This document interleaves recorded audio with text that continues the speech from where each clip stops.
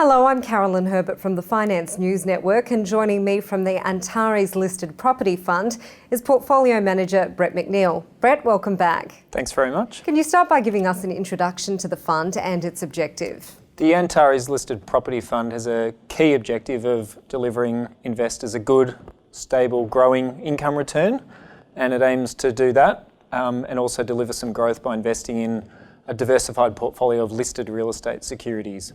So as well as the income and the growth objectives of the fund, some of the other key aims and objectives are to provide investors with full liquidity, and that's done by only investing in listed securities, and also to give investors good diversification benefits as well. And the diversification really comes through the type of asset class that listed real estate, listed property is, in that it sits nicely between bonds and equities in a diversified portfolio.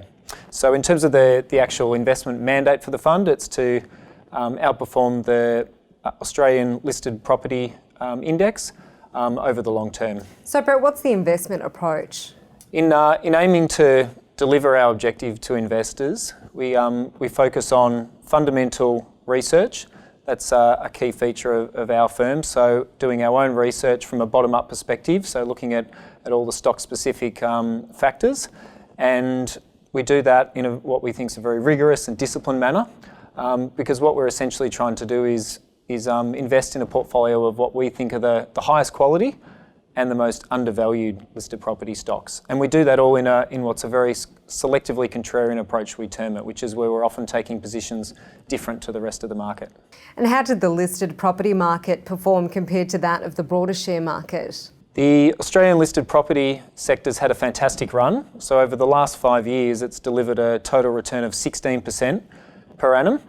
And that's been well ahead of the broader share market, which has returned about 6% over the same time frame. I'd also stress that the great performance of the listed property sector, that 16% return over the last 5 years, is well above what we'd consider to be a normal through the cycle return for the sector. So it's certainly had a great run. Brett, turning to performance now, how's the fund performed over the medium to long term?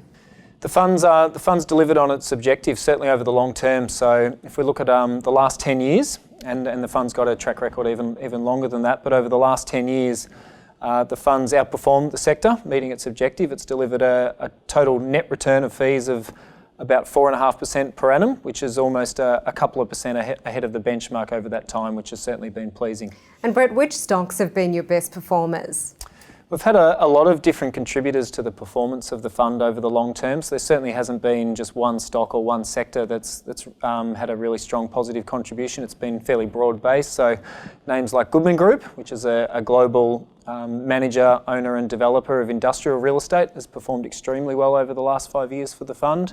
Westfield Corporation similarly, as well as some small cap stocks, and most recently Carindale Property Trust has been a really good performer for the fund, and that's just a very simple structure, a real old-fashioned property trust that was trading at a big discount to its valuation, and that's closed a lot in the last quarter, which has been great.